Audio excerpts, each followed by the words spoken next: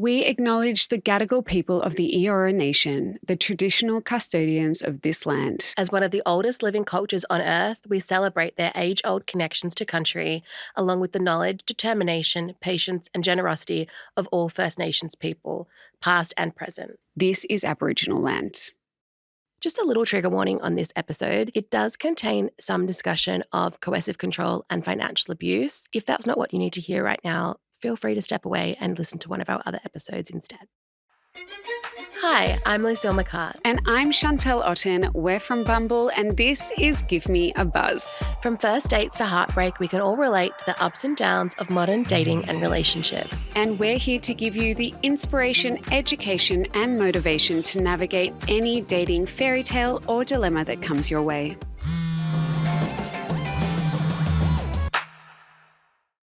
Well, we're very excited to be joined today by Larisha Jerome, a self-concept and mindset coach, host of her own podcast, Rich Black Women podcast, economic justice advocate, interested to hear more about that, and speaker of and owner of Liberate with Larisha. Woohoo! Thanks so much for having me, guys. Thanks for coming on. So the reason why I'm so excited is I love spending money and I need to slow it right down. We're spenders. We're spenders. We're big spenders and not great at saving, but also just not I don't find like I'm starting to work on my literacy around money, but it's something that I really want to work on for 2025 as well. We always ask every guest that comes on the podcast 2 questions. And the first one is, what is your opening move? So my opening move actually is, if it's in person, it's always the eye contact. I'm a huge, the eye contact, body language, all of that. And I guess I'm an Aquarius, so I feel like we just invented the Riz. So it's like, you don't really have to do too much. Yeah. Don't have to do too much. It just, I don't know. You've got it. Yeah, that's it's the innate vibe. in you. I feel like you're quite like a sensual person. I feel like the way that you move is quite sensual. Okay, I love that. Yeah. That's the best compliment. I love that for you too. Love. It's the aura, you know? It is. You have a great aura, but it's like very smooth, which I love. Love. The second question that we always ask is, what's the worst dating advice you've ever received? Oh, the worst dating advice is lower your standards. Oh, I get this all the time. I have actually said that to someone though. Oh, really? I've said, no. The standards were so high that actually not one person could get in. Okay. Yeah. Okay. Like it was silly TikTok standards, like for a 19-year-old girl in Australia. The economy just doesn't match with the, 100 roses arriving at your door and the diamond necklace. It just doesn't happen. Yeah, not in this economy, in this country. No, not in this country, not in this economy. No way. Not at that age either. But that is bad advice in general. In general. Yeah, I think in general it is, because a non-negotiable for me is I will never settle, period. And I think a lot of people get confused with lust over love. And I get it. We all are delulu sometimes, which I have been very delulu in the past as well. Yeah. But it's like us as women, we have to kind of take away that, and we've got the strongest intuition just as women. So we need to learn about discernment. That's the biggest thing. And it's like, you don't have to lower your standards, because the person that is going to be, your high value man or whatever, they'll find you. You know what I mean? So you don't have to do too much if the right person is coming to approach you. What are the ideal characteristics in someone that you're looking for if you're talking about your ideal man? Oh, great question. It's so funny because I'm only newly starting to date again. Congratulations. I guess for me, I have very high standards and expectations of a man. And it's so hard in this world that we're in right now, is that people think that because of social media, people are so accessible online, and it's very transactional. I feel like that's what the dating world is at the moment. So for me is, first and foremost, a man that's ambitious, authentic within themselves, and that is whole on his own. So a man that's whole on his own and he just wants to share his happiness with somebody else, that's my type of man. What about emotional intelligence? Yeah. That's versus just being emotional and sensitive. Yeah, and also learning to regulate your emotions. I think that tells you how a man respects himself, has discipline on his own emotions and the way that he is out in the world. I love that. We gave you a bit of a intro here, but I'm keen to hear how you describe some of the things we described you as in your own words. Yeah, give us a 411 on you. So I've actually worked in finance for the last 11 years, I think it's been. Yeah. I've been a banker. I've worked as a financial hardship specialist. I've been a debt collector. Whoa. I've worked in all sides of the coin. Yeah, literally. And then I've worked in financial abuse prevention. So at Women's Legal Service Queensland, that was a huge learning thing because obviously you experience and see so much stuff that women actually go through. Also, financial abuse was never really spoken about before, and people still don't know what it actually means. So that's kind of my last role. And then for the last 4 and a bit years, I've worked with First Nations Foundation doing financial literacy education out in Indigenous communities and just really empowering our First Nations girls and women to actually have that abundance mindset and, you know that they're worthy of more than what they've ever seen in the world, really. Yeah. And then, of course, my recent role with my Liberate with Larisha, I've done that in the background for quite some time, but now I'm just kind of online, which is great. So I'm a self-concept and mindset coach. I'm an economic justice advocate where I essentially just throw grenades and make people accountable for what they're doing. And also just the way that people perceive what wealth means for First Nations people. I think before, prior to colonization, we operated on that economy of reciprocity. And I think it's great that we bring back those learnings that have been integrated for over 60,000 years, and how can we learn from First Nations people that have survived and sustained this country for so long. So that's kind of what I've been doing the last couple of years. And is that like a community-based economy? We're here to look after the land and the land will look after us. Yeah. First and foremost, that is the foundation before, wealth accumulation, land accumulation. And I think the westernized world is very individual based, but for us as a community, we look after everybody in our community. We look after our families. Our culture is very matriarchal. So the women are, the women, we make the world go around. We're literally the portal between the spiritual world and the physical world. Like that's how powerful we are as women. I love that. I love that because we've talked often about like different cultures, and we're going to move on to dating in a minute. But I think like one thing that Lucille and I have talked about is we don't really have a culture right now that it hasn't been respectful of women for a long time. And in the past, period of time, we've met a lot of people from different cultures where I guess like in some, like women are just absolutely worshipped, especially if you're carrying a child, especially if you're creating a family, you're at home taking care of them as well. And for me, this was when we were in New York, we had a few conversations with people and I just was like, I wish that we had that here. I wish the same amount of respect was kind of ingrained in us and we were brought up in that way. But unfortunately, it's just not something that has happened. Yeah. Yeah, it's crazy, isn't it? And I think it just goes back to everything that this world is built upon. Unfortunately in Australia, none of these systems were built to support First Nations people first and foremost. And I can only talk about this from a lived experience. Like I am a proud Jaddawal Waka Waka and Willy Willy woman. So when I do talk about this experience, it's so far removed to what the reality actually is in this country.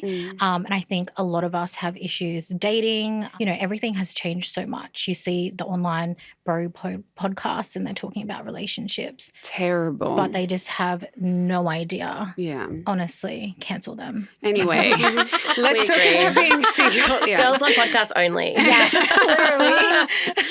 Let's talk about being single though. So you're single at the moment and dating.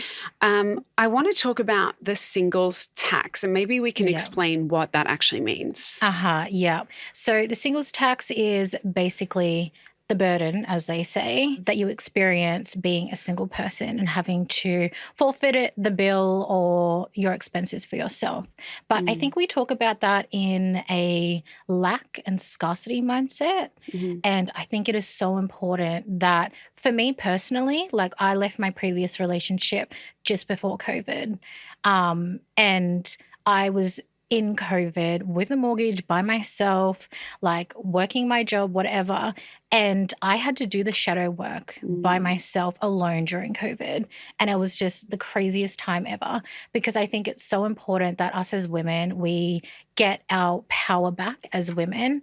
And we also sit in the feelings of whatever our self-limiting beliefs are around relationships. I think I've done a lot of healing on that within myself. And then I've only recently, literally like the other day, I was like, you know what, how am I going to find my husband when I just stay at home and I don't reply to DMs? We can talk about that. We can talk about that. Are here to help. Yeah, so funny. And then the other day, someone actually asked me out to dinner, and me just being in my world, I was like, oh, do you mean like a business dinner?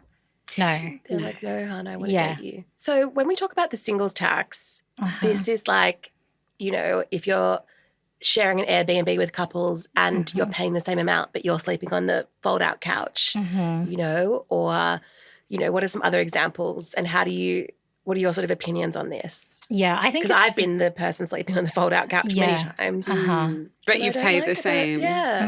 I go back to big bed every single time, no matter if I'm by myself or not. Same.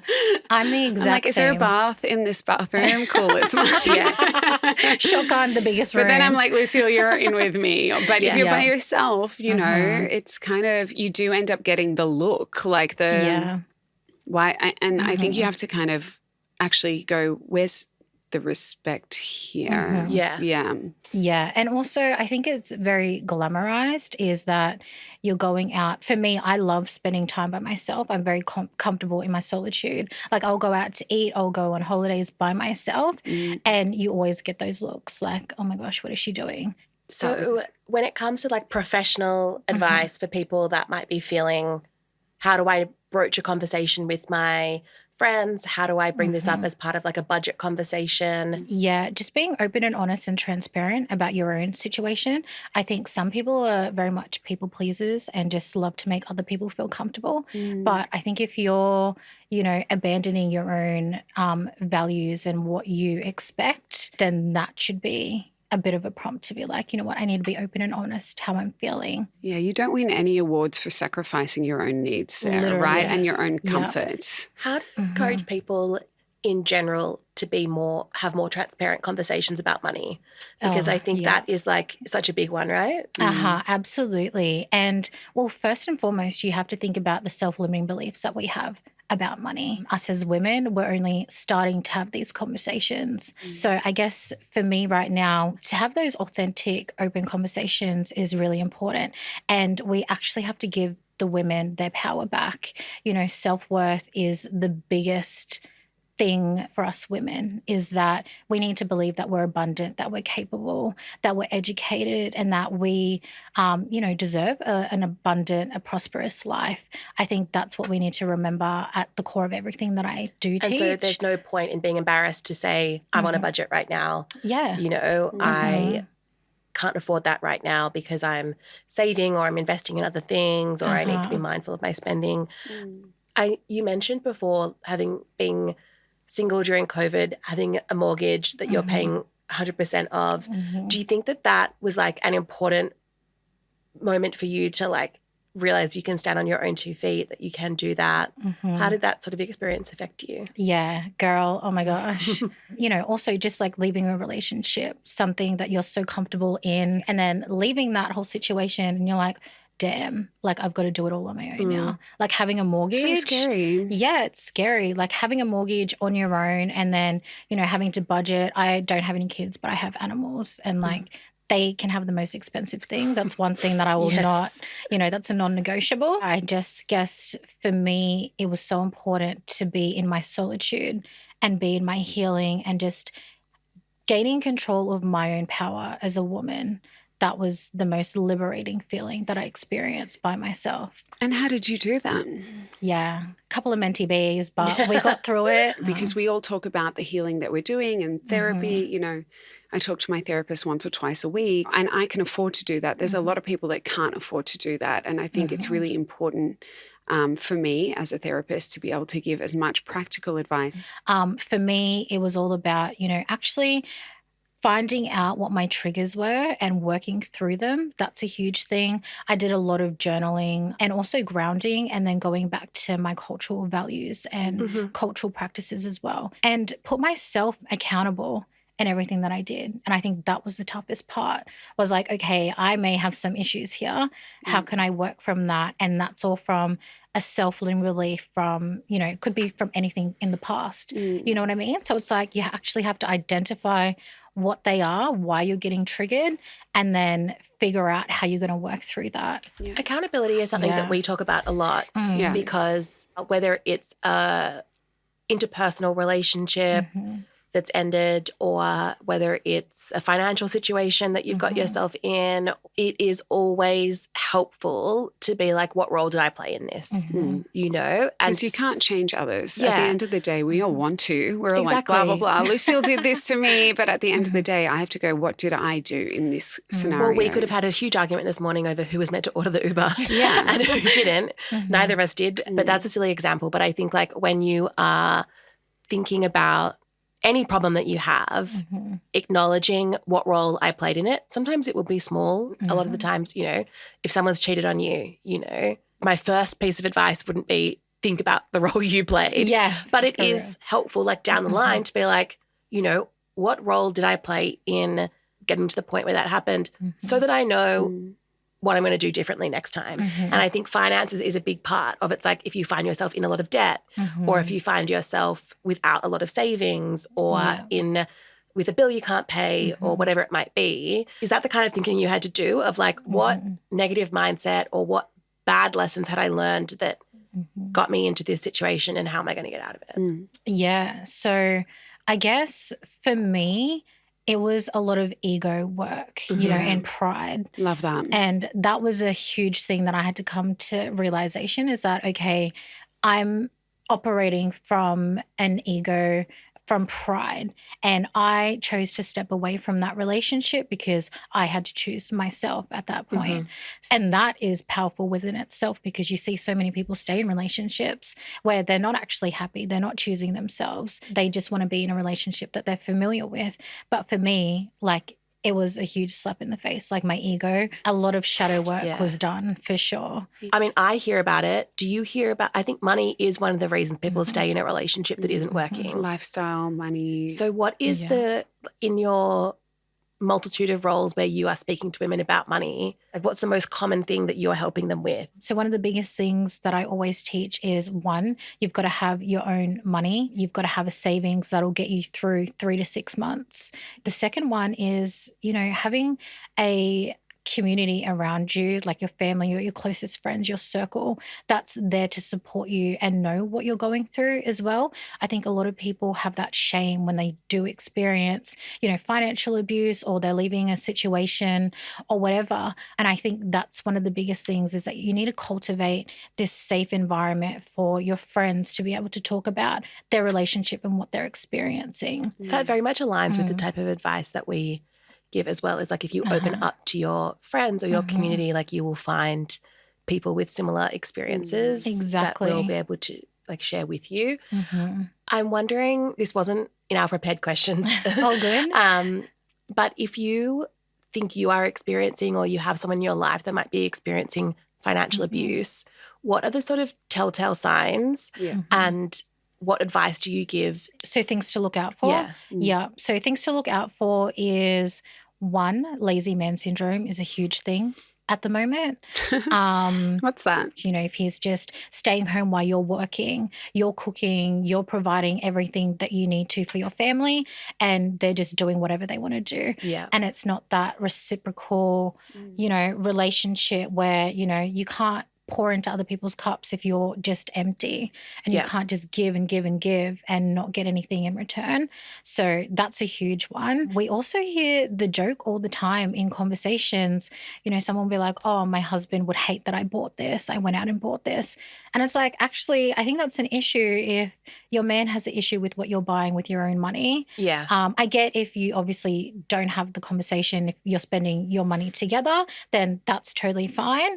But it can be a bit of a red flag if it's your money and they're having... Yeah, and they've got to say, it's like, this is my money. I can do whatever I want with it, really. And other things of financial abuse is when I was working at Women's Legal Service, we've had women that would come into the unit and they would have no idea about it, but the perpetrator actually has loans in their name. Mm-hmm. And they would not know anything about this until it's at the time of separating. And so you have to make sure that you're keeping up to date with your financial life admin, checking your bank statements, your credit file report. And if you don't know some of the things that your name is in, financial counselors are the most amazing people that you could contact to get help. And there is absolutely no shame in getting help from them at all. And so they can help you find out if a loan's been taken out in your name, what credit cards have been taken out in your name, that kind of thing. Yeah, absolutely. Wow, I didn't know that service existed. Yeah, and they can advocate on your behalf if you need to, negotiate a payment plan, or in some cases they can just get rid of it completely because they know your situation. That's why it's so important to have that education around it. Yeah, I remember hearing about a lot of women being coerced into taking money out of their super during COVID. Oh, yeah. Wow. Yeah. So don't touch your super, ladies, if you are listening to this. This episode is brought to you by Bumble. Shanti, have you ever been on a date and thought, we have got absolutely nothing in common? Yeah, I mean, definitely. It's like, babe, I do not want to go rock climbing with you. No. Thankfully, Bumble's latest interest badge feature can help avoid these kinds of awkward situations. So whether you're a self-care girly or you're big on bouldering, Bumble lets you add up to 5 interest badges to your profile to help you match with people who like what you like. Helping you date on your terms. I love it. So take this as your sign and download the Bumble app on the App Store or Google Play today. Let's talk about dating, though. I want to kind of move on and talk about budgeting for dating. Is that something that you recommend? Yes, absolutely. I think if somebody is reaching out to you and wanting to take you on a date, then they're in the position to be able to, because why would they invite you in the first place? And a date doesn't have to mean you have to go to an expensive restaurant. Like walking dates are fine. A coffee date is fine. Even like an artistic date. I love that. Or going to a gig. You don't have to go all out when it comes to dating. I actually really love it when people get creative when it comes to dating and take you for an experience. One thing I would always say as well is, even if someone has invited you on a date where it seems like a really extravagant experience and they've implied that they'll pay, like, don't say yes unless you can pay your way out of it if you need to. Because I personally don't think there's anything wrong with letting someone pay 100% of the bill if that's what they offer and want to do. But from a safety perspective, if you decide you want to leave, if things go south, make sure that you've got the money to at least pay your half if things go in a way that you can't control. Yeah, you know? Hey, I've had a great time, especially if you want to leave early. Yes. Thank you so much. I really enjoyed getting to know you. I don't feel the spark here.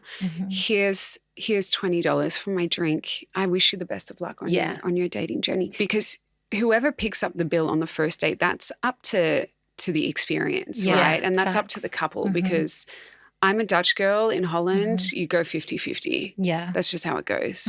Like, even for me as well, I'm a 50-50 type of person, because it's like I have enough for myself. And I think that's really powerful as a woman as well, that you have your own financial autonomy to be able to, you know, as you said, if you've got to leave early, you can pay your half. I guess that expectation. Or if you know on site that you never want to go on a second date with them, which has happened, you're like, oh, I'm just going to pay my half. So that, and like, you know what, sometimes paying for the date as a man or any gender doesn't guarantee you a second date. You know, it doesn't any of that. But to at least be able to know I can pay my half if I choose to is like really important, I think. Yeah. You could also be like Mariah Carey and then just like sue for time wasted. Iconic. I've got a few 50 million she I've went got a for. few in my eyesight for Same that. compensation, please. I'm interested to know, I know you said that you just started dating. When you meet someone that it gets a bit more serious with, how do you plan to discuss finances, or what do you recommend to the women that you see when they're dating? How early do you bring up? Because I think being financially compatible is very important, you know? If you're both spenders, then that's going to be trouble. If you're both savers, you might never do anything fun or exciting, but you also don't want to be too different because then that's going to be sort of trouble as well if you don't agree on how to spend or save money. So what's your view on that, and how early, or should you or not bring that up? One, at all times, no matter where you are at any point in your relationship, always have your own money, always have a secret bank account where you can just have that security fund just in case something does happen. So I'm a massive advocate on that. And just being autonomous on your own, I guess, to bring the conversation about money, scheduling dates that's around your financial situation. What are your financial goals? What do you want to achieve? Where are you at now? So centering your dates around whatever your money goals are, I think that's really important. And it kind of takes away... Because there's nothing wrong with going on a walk and getting a coffee for a first date, you know? In some ways that's actually better because you're not as distracted by, oh, do I wear heels or do I wear this? Do I wear, like, you know, you're just in your active wear. You're really focused on each other because you're not distracted by a packed bar or a crowded restaurant. I always kind of like that for a first date because you can get a bit of a better sense of whether you want a second date that might be a bit more expensive. Yeah, absolutely. When you end up getting with someone and you might be thinking about taking it to the next level, potentially moving in, how important is it to be with someone who is financially conscious? This is coming from someone who has had to do a lot of work about being financially conscious. I wouldn't say I'm even there yet. There's a lot of work to do. But when it comes to two people in a relationship, if neither of you are financially conscious, then you might run into a little bit of trouble. So how important is it to be able to kind of talk about when we move in together, you know, this is what I think we should do to try and cover our expenses. Is it, you know, do we go 50-50 or is it based on salaries, especially if one person earns like 3 times more than the other? What do you think about that? You know, the transparency is the biggest conversation that needs to be had before you even move in with somebody. So just letting them know what your expectations are and just having that open conversation is really important. And I guess every single situation is going to be completely different. And the way that people, you know, their values, their mindset, their cultural obligations, you know, that's a huge thing that needs to be spoken about before you move to that step. And then also just laying it all out on the table. This is what I expect. Obviously, you know, it's not going to be perfect the first time you move in with each other. Like nothing ever is. No, it's an ongoing conversation. Exactly. Yeah. And when you're single, if you have like a weekly or a monthly budget that you stick to, where does dating fall in? Do you have like a pot of money that's for like going out, shopping, like fun stuff? And do you like budget for dating within that? Or how do you think about? Yeah, how do you budget for the whole month? Yeah. Like what is it split up with? You're talking to two girls who are not great budgeters. No. So tell us what we should do. But we're good hustlers. We're good hustlers. We really work hard. So I guess we make it work, but I wouldn't say we have like a structured view of anything. We just tap anything tap in our life. Apple Pay. Tap away. And that has definitely gotten me into trouble before, for sure. So what should we be doing differently? So me personally, I budget quarterly. You know, it's also changing my relationship with money and the way that I talk about money, because a lot of people do see it as, you know, scarcity, lack, all of those things. So I like to change it and flip the switch a little bit. So I've got a bank account that's I'm abundant, which is an affirmation where with that money that comes out of there, that's my spendings money. You know, that will just sit in my account where I can have that and be able to, you know, use that on whatever I want. For dates, that would be in my other account. It is just like I live a financially free life, and that's for experiences. That's for, getting my nails and hair done, whatever. So it's basically just my luxury bucket of money that I can use. And, if I want to go out on a date and I'm going to pay for my own stuff, whatever, that's where the money will come from. So I guess just changing the language that you have with money and changing it into a positive affirmation, because you want to bring in the abundance and the prosperity into your life. So that you don't feel guilty every time you see money coming out of that account, because it's labeled as it's for spending. Exactly. And it's for experiences and things that you enjoy. Yeah. Totally. Well, thank you so much for coming on the podcast today. We really appreciate you, and we've learned a lot. Great. Yeah, I've learned a lot. Thanks so much for having me. I'm going to go home and look at my bank accounts now. Yeah, me too. Plan for the next quarter. Budget. Thanks so much, guys. Okay, so I learned a few things. Yeah. So interesting to think about some of the resources out there to help you with money if you're not sure about it. I know. I can't believe that. What I really liked is unpacking the difference between a lack mindset around money and an abundant mindset around money, and some of the practical things that we learned. Yeah, I think some people, when they're trying to be better with money or trying to save money, can feel really guilty or really sort of frozen about spending money. And I think you can still spend money in a financially responsible way that allows you to enjoy your life while you're trying to save and be more responsible. So the idea of like designating an account and calling it something positive that encourages you to like enjoy your life with that money, I really like the idea of that as well. Absolutely. But we have a special DM. We've got a couple of DMs for this episode. Oh my gosh. Yeah, I okay. know. Well, let's go into it. My ex-partner and I split about a week ago, and today I just woke up to an email containing an Excel spreadsheet of everything I apparently owe them money-wise. Some of it is understandable and some of it is really petty. Is this fair? I would ignore that email and send it straight to junk. I think that it depends on Not what the Excel cost. spreadsheet. Not the Excel. I would just, you know what, if it's an Excel spreadsheet, that's a little bit weird. I would say if there's an outstanding amount that's quite significant, maybe it's a couple of $100, maybe it's a couple of $1,000. Yeah, I think the advice I would give here really depends on like what the total amount is. Yeah. Because if they've got a bunch of petty stuff in there and it all amounts to like $250 or something, I would be like, just pay them and make it go and never speak to that person again. Yeah. But if they're claiming that you owe them thousands of dollars, like that warrants a conversation, no? It's giving Shannon Bedore on Real Housewives of Orange County, who owed her ex-husband $75,000 for a facelift, and she thought it was a gift and he said it was a loan, and it's been the whole topic of conversation this season. He did sue her and she had to pay it back. But I do think that, again, it depends on the amount. And I think a week after, it's probably just way too raw and that person's probably feeling pretty emotional. So I would say, thank you for this email. Let's chat about it in 2 or 3 weeks. I really, I want to go gently with each other. I want to respect each other's space and emotional state. And let's talk about it when we have some quiet time, some calm time together. I'd also be curious to know who broke up with who. Like, did he break up with her and then invoice her? Or did he get dumped and then send the bill? Because I think if he's been broken up with and then he's like sent this petty passive-aggressive email, maybe give him a bit of space. He might be responding out of hurt and you can pick this up in a few weeks. If he's broken up with you and then asked you to pay for it, that's coming from a place of arrogance and boring. We don't like that. What's the pettiest, what's the smallest amount that someone's ever asked you to pay them?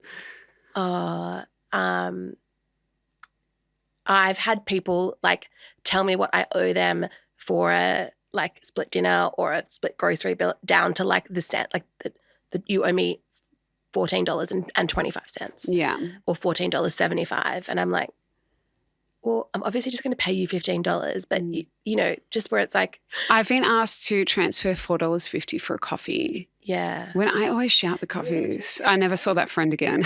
Anyway, good luck with that Excel spreadsheet. Best of luck. Sorry to We do hear. have another DM though.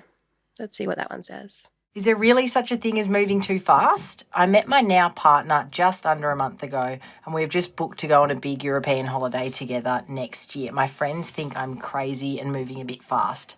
But when you know, right? Okay, so this is layered. So they've just met and they're planning a European holiday together for next year. Yeah, look, I love a bit of crazy. I love a bit of delulu, but, maybe it is love. I don't know you or your situation. I think at the end of the day, it's a Euro holiday. You can always cancel it or go your separate ways if it doesn't work. Make sure you're booking refundable hotels, refundable flights. Yeah. Exactly. I think also get caught up in the love. I think that's also really fun. A lot of the time we come at dating and loving someone from a place of fear. But I think if you're going, this is really great. I love this person. I love spending time with them. I would like to explore the world with them. I'm kind of go for it. I mean, I think it's really nice that this person is so open about the fact that they still want to be with you 6 months to a year from now. That's really cool. And go along with it, embrace it. But remember also that between now and then, you don't have to stay with them because you've got this Euro trip booked. God, and no. you also don't have to go on the Euro trip when it comes around, know? Just give yourself that space to be like, I'm excited about this. I'm in love with this person. We're moving really quickly, but it feels good. But also remember that you can leave anytime. Yeah, I've had so many friends who have booked the Euro holiday and then be like, oh, I actually want to break up with my partner. And then they're like, but we've got this Euro holiday plan. And I'm like, you could also be single on your Euro holiday. That would be fun. Have you ever been clubbing in Milan and being also, single? Who wants to go to Mykonos with someone that they've decided they want to break up with and then break up when they get home? Yeah, there's always so someone silly. that you can rope in, or you can just put that all on pause and reorganize it for a little girlies trip instead. Yeah, I just think refundable hotel rooms are the way to go for that one. Good and then luck at with least that you relationship, can though. keep your flights and take a friend with you. Yeah, 100%. That's what we would do. Yeah.